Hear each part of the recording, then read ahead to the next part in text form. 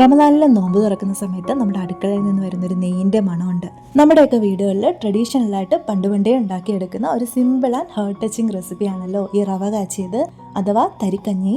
ഇതിൻ്റെ ട്രഡീഷണൽ ആയിട്ടുള്ള റെസിപ്പിയാണ് ഞാൻ ഇന്ന് ഷെയർ ചെയ്യുന്നത്.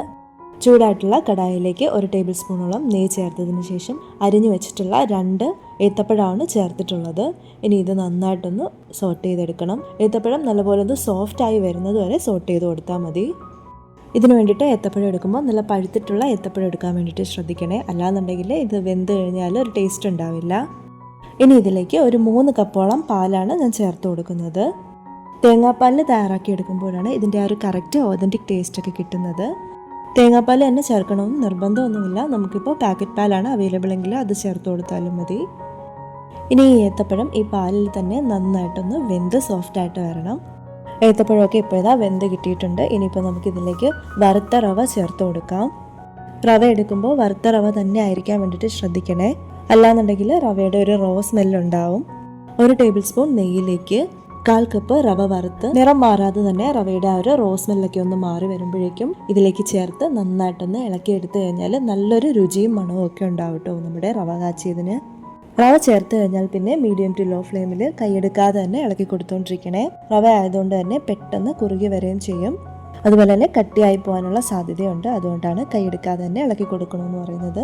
ഈ സമയം നമുക്കിതിലേക്ക് ഒരല്പം ഉപ്പ് ചേർത്ത് കൊടുക്കാം. നമ്മൾ മധുരം ചേർക്കുമ്പോൾ അതൊന്ന് ബാലൻസ് ചെയ്യുന്നതിന് വേണ്ടിയിട്ടാണ് ഉപ്പ് ചേർത്തിട്ടുള്ളത്. ഇപ്പോൾ റവ നന്നായിട്ട് കുറുകി നല്ലൊരു തിക്ക് കൺസിസ്റ്റൻസി ആയിട്ട് വന്നിട്ടുണ്ട്. അപ്പോൾ നമുക്കിതിൽ കുറച്ചുകൂടെ ലൂസായിട്ടുള്ളൊരു കൺസിസ്റ്റൻസിയാണ് വേണ്ടത്. ഇതൊന്ന് ലൂസാക്കി എടുക്കുന്നതിന് വേണ്ടിയിട്ട് ഞാൻ കുറച്ച് പാലുകൂടെ ഒന്ന് ചേർത്ത് കൊടുക്കുവാണേ. ഇതിലേക്ക് തേങ്ങാപ്പാൽ ചേർത്ത് കൊടുക്കുന്നതായിരിക്കും കുറച്ചുകൂടെ നല്ലത്. ഇതിലേക്ക് തേങ്ങാപ്പാലാണ് ചേർക്കുന്നതെന്നുണ്ടെങ്കിൽ ഫ്ലെയിം ഓഫ് ചെയ്തതിനു ശേഷം മാത്രമേ തേങ്ങാപ്പാൽ ചേർക്കാൻ പാടുള്ളൂ. തേങ്ങാപ്പാലൊന്ന് നന്നായിട്ട് ചൂടായി കഴിഞ്ഞാൽ പിരിഞ്ഞു പോയതുപോലുള്ള ഒരു കൺസിസ്റ്റൻസി ആയി പോവും.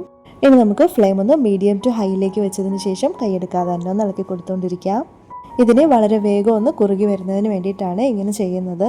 ഇത് ശരിക്കും ഒരു റെസിപ്പി മാത്രമല്ല കേട്ടോ, റമദാനിൽ നമ്മുടെ ഫാമിലി ബോണ്ടിങ്ങിൻ്റെ ഒരു ഭാഗവും കൂടിയാണ്. ഇത് നമുക്ക് ഈസി ടു ഡൈജസ്റ്റും ആണ്. അതുപോലെ തന്നെ പെട്ടെന്നൊരു എനർജി നൽകുന്ന ഒരു ഓപ്ഷനും കൂടിയാണ്. ഇനി ഇതിലേക്ക് നല്ലൊരു ഫ്ലേവറിന് വേണ്ടിയിട്ട് ഞാനൊരു 3-4 ഏലക്ക പൊട്ടിച്ചത് കൂടെ ചേർത്ത് കൊടുക്കുന്നുണ്ട്. ഏലക്ക പൊടി കയ്യിലുണ്ടെന്നുണ്ടെങ്കിൽ അത് ചേർത്ത് കൊടുത്താലും മതിയാവും. നമ്മളിതിലേക്ക് ഇതുവരെ മധുരമൊന്നും ചേർത്ത് കൊടുത്തിട്ടില്ല. അപ്പോൾ ഇനി മധുരത്തിന് ആവശ്യമായിട്ടുള്ള പഞ്ചസാര കൂടെ ചേർത്ത് കൊടുക്കാം. ഞാനിതിലേക്ക് മധുരം കുറച്ചാണ് എടുക്കുന്നത് കേട്ടോ. ഞാനൊരു 3 ടേബിൾ സ്പൂൺ പഞ്ചസാര മാത്രമേ ചേർത്ത് കൊടുക്കുന്നുള്ളൂ. മധുരം കൂടുതലായിട്ട് വേണമെന്നുണ്ടെങ്കിൽ നിങ്ങളുടെ മധുരത്തിന് ആവശ്യമായിട്ടുള്ള പഞ്ചസാര ചേർത്ത് കൊടുക്കാം. ഇനി ഇത് മീഡിയം ടു ലോ ഫ്ലെയിമിൽ നന്നായിട്ടൊന്ന് തിളച്ച് വരുന്നത് വരെ കൈയെടുക്കാതെ തന്നെ ഇളക്കി കൊടുത്തുകൊണ്ടേയിരിക്കാം. റവ ആയതുകൊണ്ട് തന്നെ വളരെ പെട്ടെന്ന് തന്നെ ഇത് റെഡിയായി കിട്ടും. ഒരുപാടങ്ങ് തിക്കാവാനും പാടില്ല, എന്നാൽ ഒട്ടും ലൂസായി പോകാനും പാടില്ല. അതാണ് നമ്മുടെ റവ കാച്ചിയതിൻ്റെ കൺസിസ്റ്റൻസി. ഇതിപ്പോൾ നമ്മുടെ റവ കാച്ചിയത് റെഡി ആയിട്ടുണ്ട്. ഇനി ഇതിലേക്ക് നമുക്ക് ഫ്ലെയിം ഓഫ് ചെയ്തതിന് ശേഷം അല്പം കാഷ്യൂനട്ടും കിസ്മിസും ഒക്കെ നെയ്യിൽ വറുത്ത് ഒന്ന് ചേർത്ത് കൊടുക്കാം. ഞാനിപ്പോൾ 2 കളറിലുള്ള റൈസിൻസും എടുത്തിട്ടുണ്ട്, കാഷ്യൂനട്ടും എടുത്തിട്ടുണ്ട്. ഇനി ഇത് 1-2 ടേബിൾ സ്പൂൺ നെയ്യ് ചൂടാക്കി അതിലൊന്ന് വറുത്ത് ഈ റവയിലേക്ക് ചേർത്ത് കൊടുക്കാം. ഇതേ നെയ്യിൽ തന്നെ 1 സവാള നീളത്തിൽ ചോപ്പ് ചെയ്ത് വറുത്ത് ചേർത്ത് കൊടുക്കാവുന്നതാണ്. ഇവിടെ കുട്ടികൾക്കൊന്നും അതിൻ്റെ ഒരു ഫ്ലേവർ ഇഷ്ടമല്ല കേട്ടോ, അതുകൊണ്ടാണ് ഞാനത് വറുത്ത് ചേർത്തിട്ടില്ലാത്തത്. ഇപ്പോൾ ഇതാ നല്ലൊരു സ്മെല്ല് വരുന്നുണ്ട്. നെയ്യിൽ വറുത്തിട്ടുള്ള നമ്മുടെ കാഷ്യൂനട്ടിൻ്റെയും കിസ്മിസിൻ്റെയും ഒക്കെ ആ ഒരു സ്മെല്ല് നല്ലൊരു ഓത്തൻറ്റിക് ഫീലാണ്. പാലിൻ്റെയും റവയുടെയും ഈ ഒരു കോമ്പിനേഷൻ നല്ലൊരു പ്രോട്ടീൻ കാർബ് ബാലൻസ് നൽകാൻ വേണ്ടിയിട്ട് നമ്മുടെ ബോഡിയെ ഹെൽപ്പ് ചെയ്യും. ഇനി ഇതൊരു സെർവിങ് ബൗളിലോട്ട് മാറ്റാം.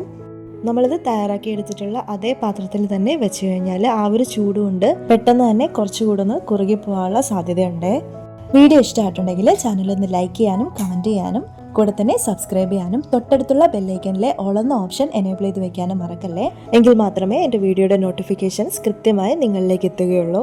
അപ്പം നെക്സ്റ്റ് മറ്റൊരു യൂസ്ഫുൾ വീഡിയോ ആയിട്ട് കാണുന്നത് വരേക്കും thank you for watching and stay tune my channel.